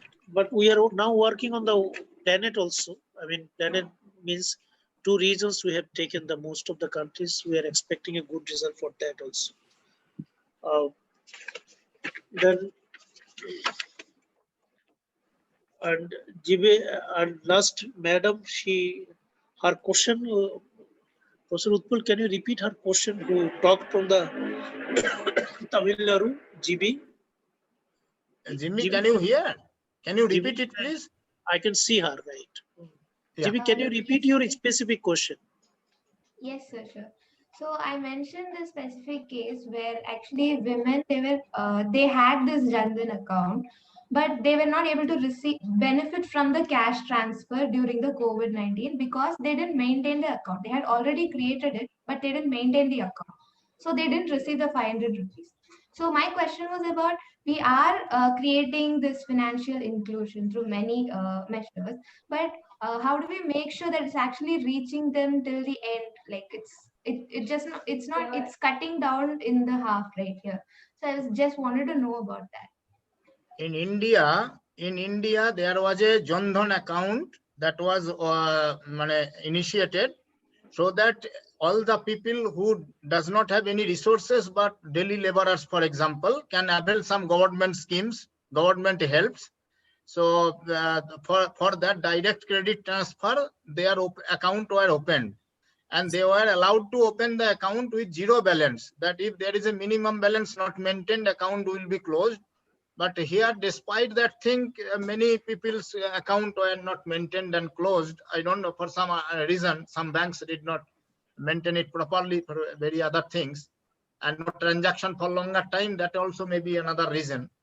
So if it happens, how to reach those type of people? Yes, because they are going out of the banking system, some of them. Professor Banerjee, let me also tell you about this Jan Dhan Yojana. What we did really in 2015-16, we had this very much focus that the financial inclusion in our country is very low. So what our Prime Minister did is to have a Prime Minister Jan Dhan Yojana, which is typically a savings bank account, which also have some feature of overdraft. So up to 5,000 you can overdraft based on your history of the transaction. So many people, opened their account, and the number of accounts now stand at around 40 crores or 400 million. So that was the magnitude of this account. And during this pandemic time, what happened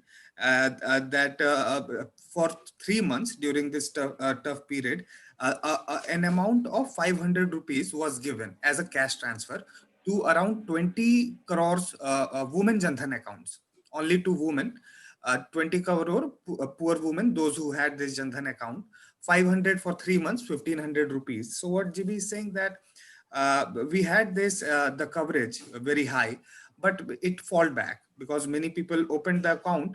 And as many people in our rural area also say, because people also get lured that an amount of 15 lakh would be transferred in that account as, from covering from black money. That would also be because during demonetization, it also become a big issue.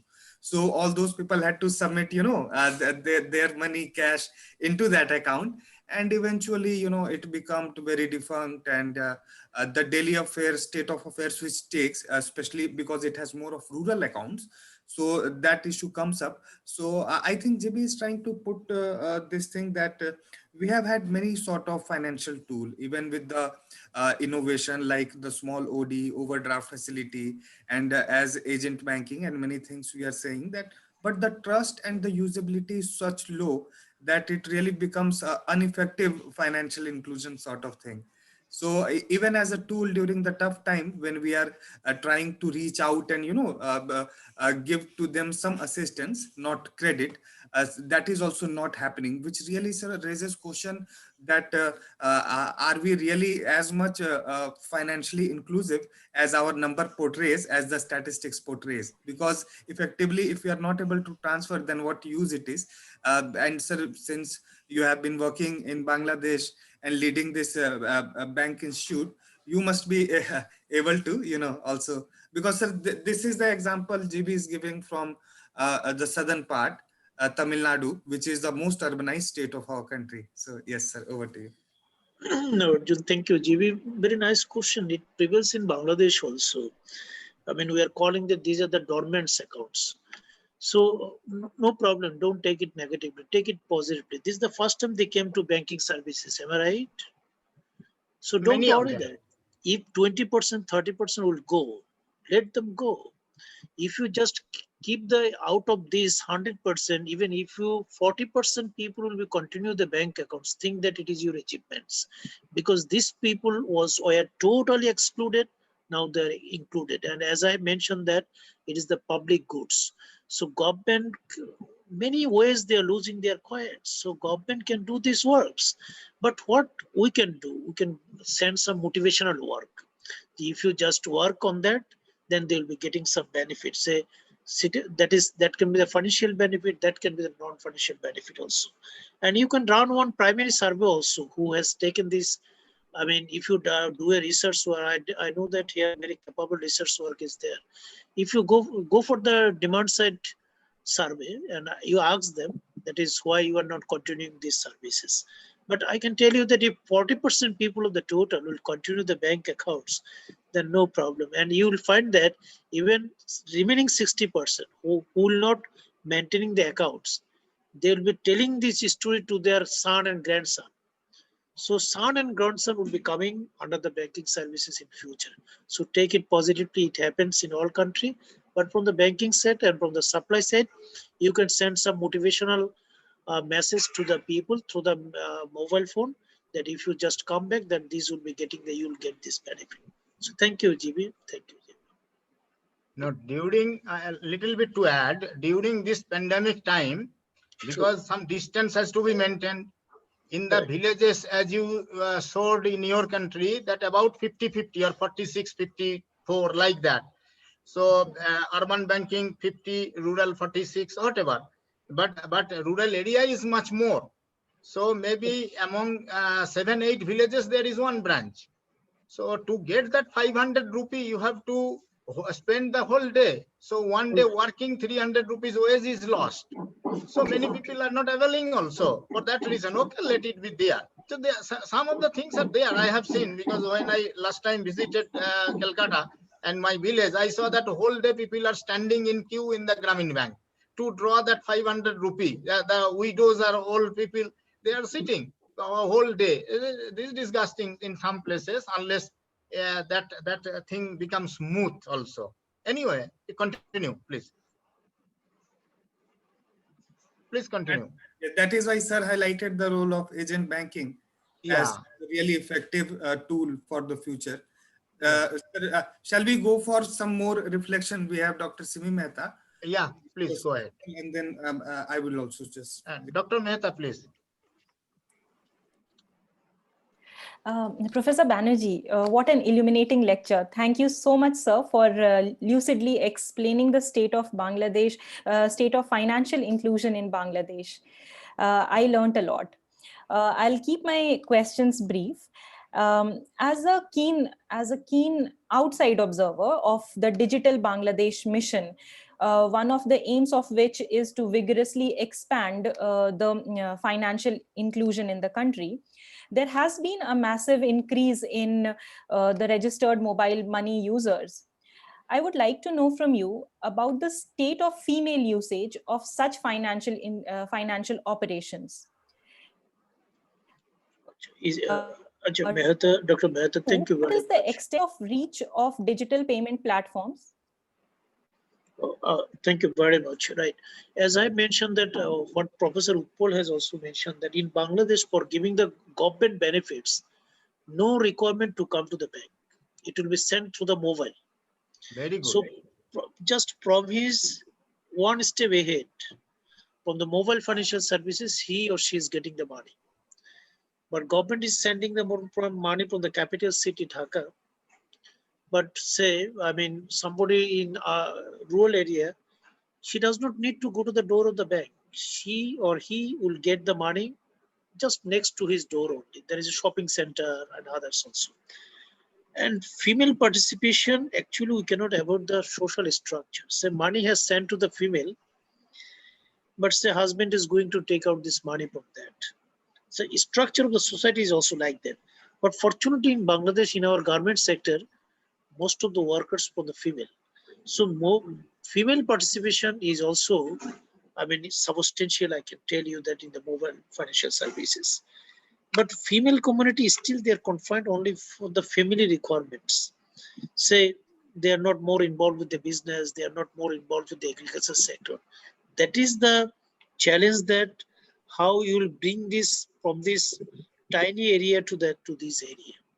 But in mobile financial services, as you've seen, statistics also tells us that Bangladesh, I mean, ahead of India by many times. You have seen the statistics. In Bangladesh, no problem. Male, female, everybody can participate in this. I mean, transaction, mobile financial services. Mehta, have you got me? Yes, right. So closely associated with my previous question,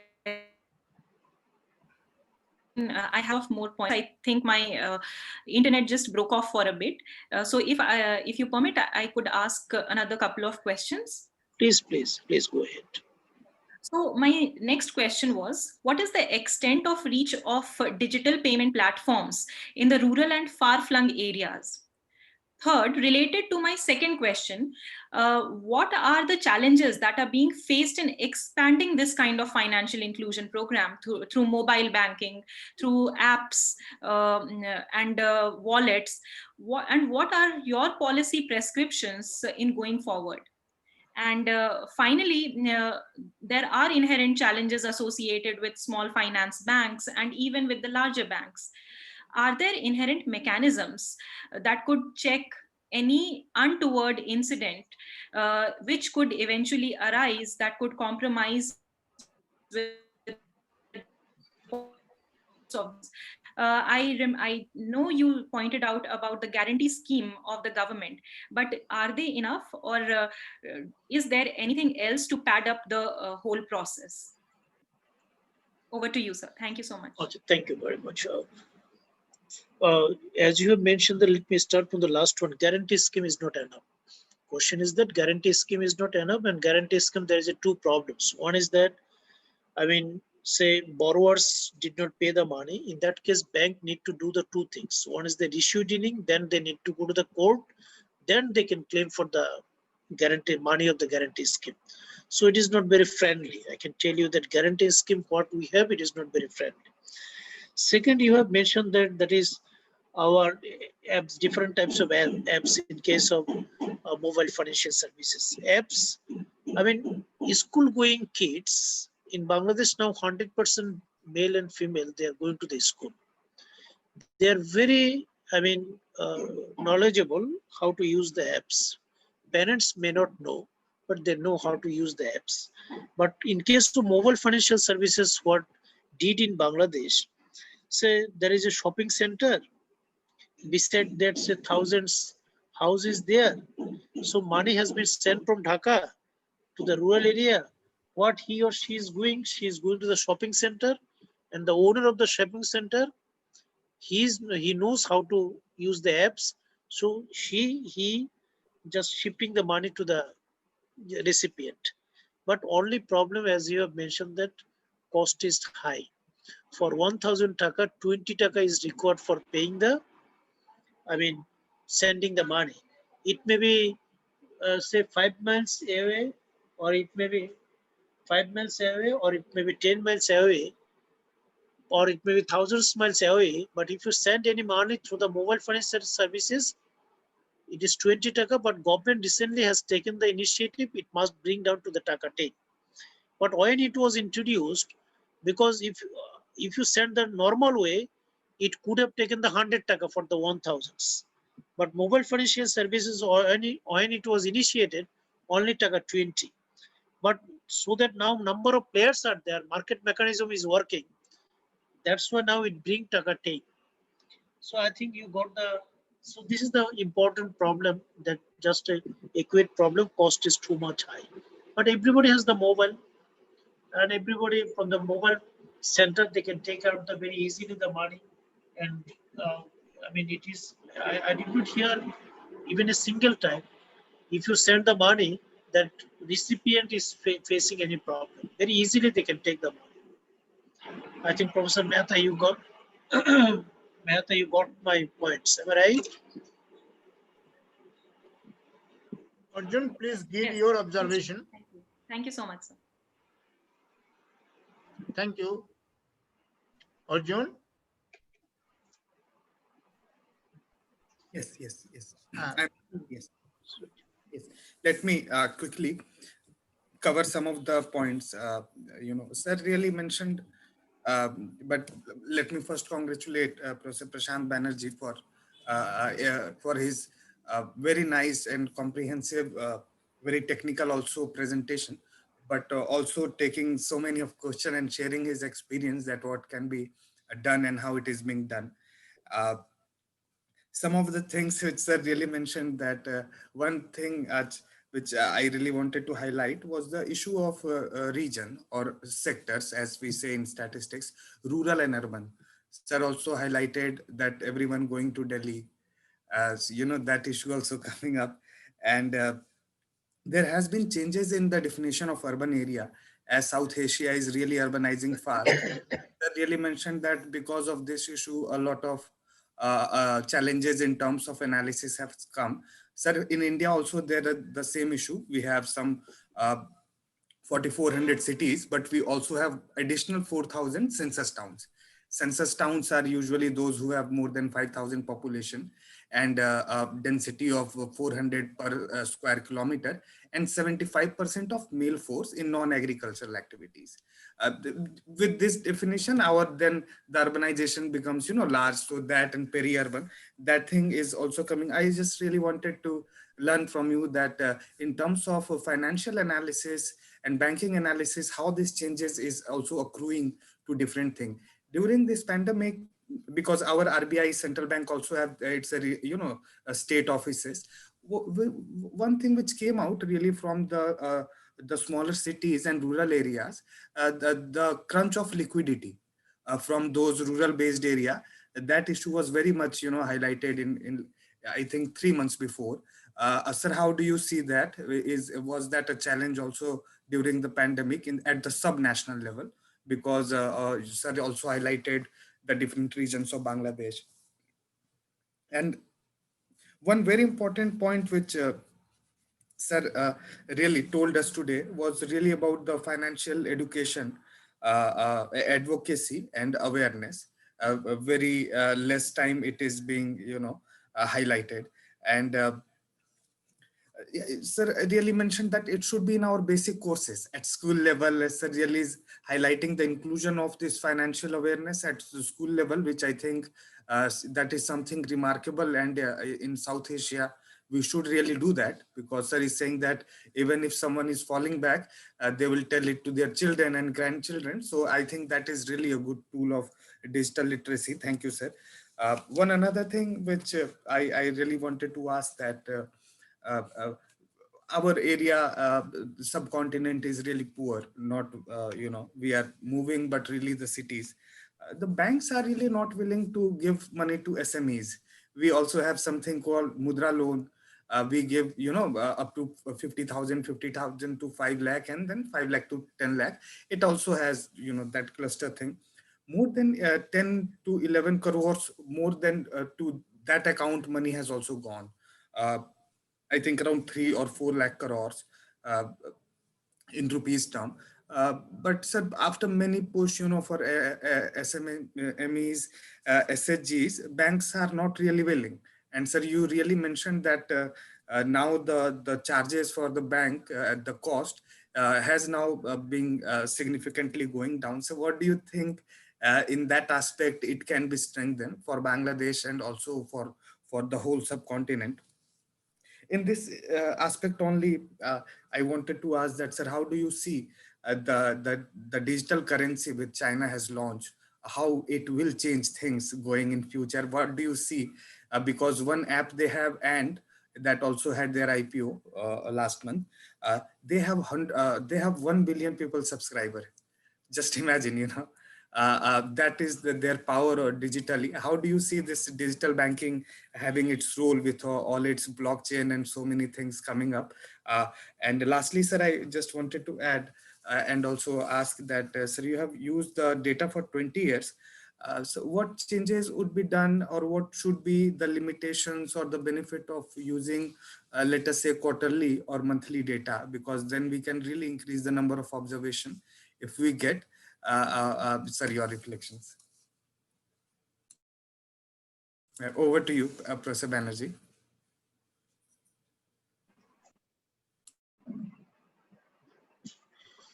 Yeah, Dr. Arjun, thank you. I mean, couple of questions you've asked me. So first question, as you have mentioned, that crunch of liquidity. Actually, it did not fail in Bangladesh, because at the beginning of this crisis, government has come up with a number of stimulus packages. So, I mean, liquidity crunch was not felt at all in Bangladesh. Rather, we have the excess liquidity in the villages, in the urban area, over the country, excess liquidity. Now, stimulus packages are there, but central bank, they are giving the instruction to our commercial bank to disburse the money, but it is not happening because demand side is not coming forward, or supply side, they have some concern. If this money will be given in future, this money may not come back also. So this time of delay is there. So, but in terms of liquidity crunch, we never feel liquidity crunch in the urban area, in the rural areas. Financial education, I think you have given your motives. I strongly believe that if financially literate community you can create in India or Nepal or Bangladesh, then automatically the issues what you have raised, GB has used the, I mean, one issue, then others with productive use. If financial literate people, take the example of the Kerala, why here, I mean, all things are negative, things are less, positive things are positive, because demand side is careful, education is there. So financial literate community, creation of the financial literate community is very important. Then other problems, automatically these will be solved. About the cost, definitely concern is there. You see that in all over the world, excess liquidity is there. Interest rate is LIBOR plus 1.5. LIBOR is less than 1%. But in the subcontinent, still interest rate is high. So how people of the subcontinent will be doing the business in the international arena? So we must balance for that also. Digital currency, definitely it is the demand of the time. But country like Bangladesh, this is not the proper time for the digital currency. Because problems is there. You see that in our current currency, we don't have the capital gain and capital loss also. But in the digital currency, there is a scope for the capital gain and capital loss, looks like the share market. So we need to, we should not give a jump. What is very appropriate for America, it may not be appropriate for India also. We should not follow only for the sake of the following. We must bring we can take the lesson, no problem, but we can make it so that it must be adjusting with our society also. But definitely it is the demand of time, as you have given the statistics. I did not have these statistics, but you have mentioned that 1 billion subscriber is there. Blockchain, definitely it will be changing the world. Blockchain itself, it is the mechanism to examine the accuracy of the people, mindset of the people also. And in the blockchain world, I mean, frauds will be coming down at zero level.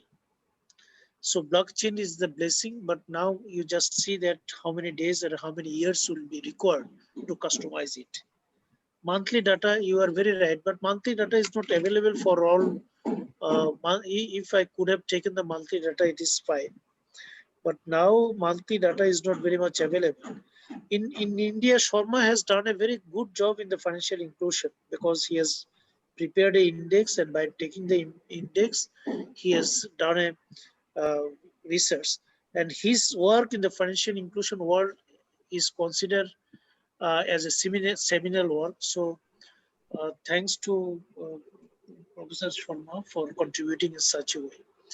So monthly data, had I used it, definitely could have increased the findings much more acceptable, but data was not available for that also. So thank you, Dr. Arjun, for asking the question. Thank you so much, sir. Dr. Bista, would you like to share something, yes, from Nepal? Also, this aspect, yes, if you Dr. About financial inclusion in your area. Nepal, yes, and the comparative experience. So please unmute yourself. Yes. Yes, sir.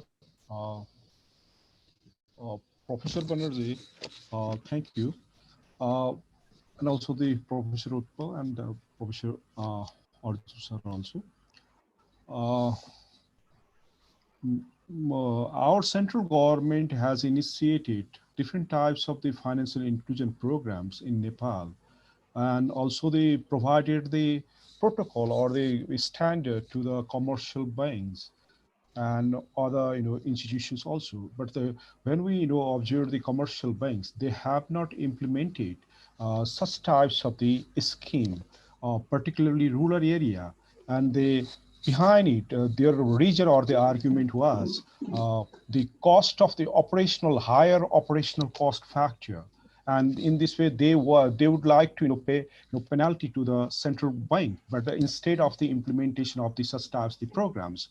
But another one is the our central bank has initiated microfinance to focused more on the financial inclusion to the marginal poorest of the poor people and the marginal people. But when we observe the implementation side, we found it is not properly implemented, and also the microfinance has also used the such types the lending program like as the commercial banking, and in the reality what will happen, we also found the mixed result, its impact at the at rural area.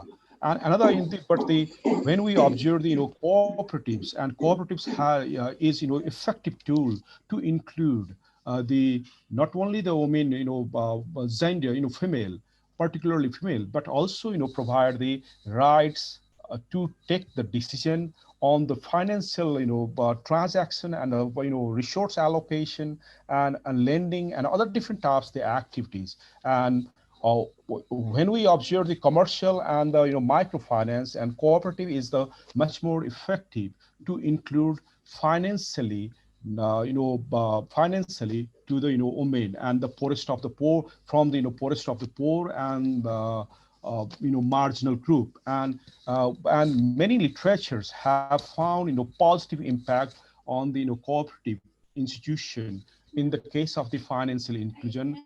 And nowadays we have more than 5 million women are included in the such a program or such a activities. In this way, yes, we have to do much more, but in the case of the big and middle and also the commercial banks, they have initiated something, but in the reality we have not we have found the hidden things, and its impact is poor. But in the case of the such staffs, the local level or the community-based organization have included properly and effectively to the poorest of the poor people and marginal people, and particularly the women. And in this situation, this is the picture of Nepal. Thank you. Good. So, Professor Bista, should I respond one thing? So, okay, go ahead. Professor Bista, you rightly mentioned that, I mean, all models will not be working in the same way in all countries. If in Nepal, cooperative system is working better for the financial inclusion, just you let it go. It does not mean that agent banking is very nicely work in Bangladesh. It will be the way out for the Nepal. If Nepal finds that cooperative is working very nicely as compared to the microfinance institution, let them do. Our main object, our paths is different, but our destination is same. That is to bring each and every person under the financial inclusion. I think Nepal is doing good if cooperative is nicely doing. Second, you have mentioned that commercial bank is not working as per the instruction of the central bank. Now you see that I have mentioned in my discussion, I think you have heard it, it is a public goods. Financial inclusion, public goods looks like the education. So education is offered in Bangladesh also in the private sector, but primarily education must be offered by the government sector. So financial inclusion looks like the education.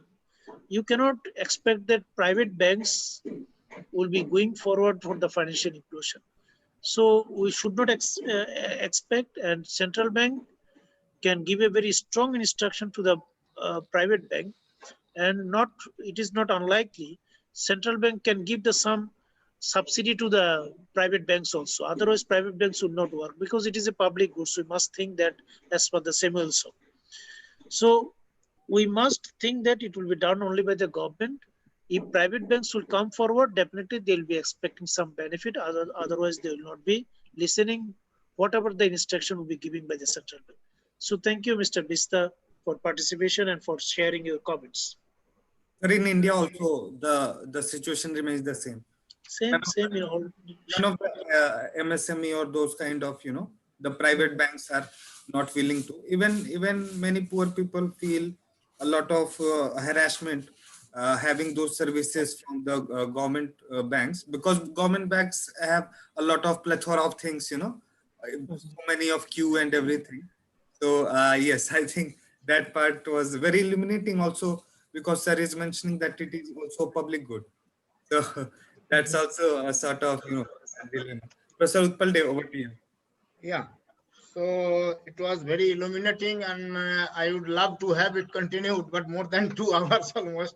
So though I also have some more thing to say, but okay, we can do it afterwards also. Only in the end we can say that that last point, that your students service that school banks also. So here also their educational loan, all these things are given, but that is on some collateral and other things, guarantee up to certain limit, only looking at the potential they give. But in the school banks, when students themselves operate, so their financial literacy improves, and they can see how to invest, how to take out and plan the expenditure, all these things. So it is a good thing that in Bangladesh that is done. Only that demand supply disparities, how to maintain those things, but other multiple services that banks are offering, that is also thing. And in the inclusion, again, if we go back to your Grameen banking system, so not only that financial inclusion, their productive capacity and other things are improved, income and expenditure capability, what we can say. So as in India, despite reducing the interest rate now, which was supposed to encourage the entrepreneurs to take loan and go for more activities, but it is not happening. So demand side is also a block because of the market. It will take time to improve. And why that? Because even if interest is low, so the income of some sections of the population who keep deposit and survive on that also came down. And recent another survey shows that the people's expenditure capability entitlement has gone down. So that means in the overall market, if demand is less, then why they will produce and what to sell. So the both sides, it is a catch-22 situations in India as of now, still, despite lowering of the interest rate. But in your Grameen banking situation, as I was trying to mention there, that not only financial capability, but it had an impact on the society. That's why peace prize was given, no? So many of the women, they could utilize these resources for the sanitary system of the house development. So women's social related problems that came down significantly that time in the beginning of that time. So that had another side impact anyway. So it was overall a good discussion, and so many issues Professor Banerjee has responded very well and highlighted. So we expect that in future we will have better and more collaborations. So it is not just a beginning. So with that, so may I conclude, or Arjun wants to say something? Sir, I just wanted to just ask Professor Banerjee, sir, if you would like to conclude by saying anything. Yes. So thank you very much. It is pleasure for me because Professor Utpal always is a positive mindset, very good friend of ours also. But with this discussion, intellectual discussion, I have very nice that I met with number of academicians who, what my understanding going, their level is also very high. So if our contribution just helps some people to go ahead in their personal life with a solvency, just this is our satisfaction at the end of the discussion.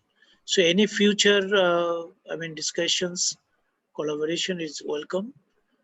With these few words, I expect that everybody will be having a very safe life in this unexpected situation. Almighty will help you, and please go ahead with these intellectual debates.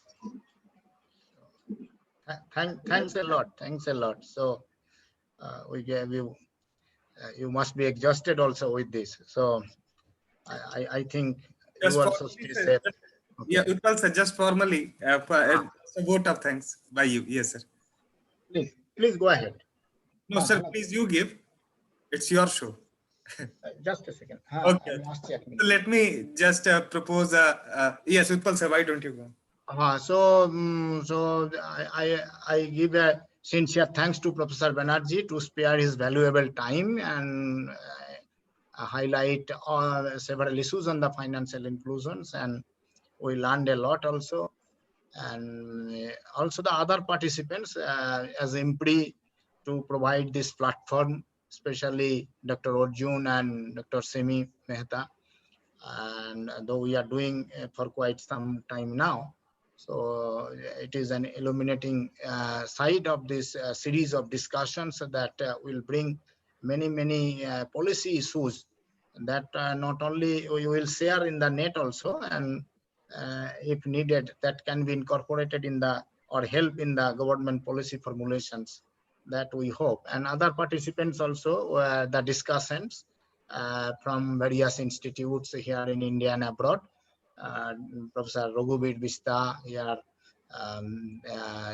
Subhasis Bhattacharya, Ati, GB Ati, and Ruma Kundu, then our from Tejpur University, Santi, Dr. Santi Maji. So, and the others, I cannot mention everybody's name. So I think all of you contributed significantly to this discussion, and in future also you will continue to do so in support of this type of program. So thanks a lot, and I declare the session to be closed. Have a nice day, sir. Have a nice day, everyone. Same to you. Please.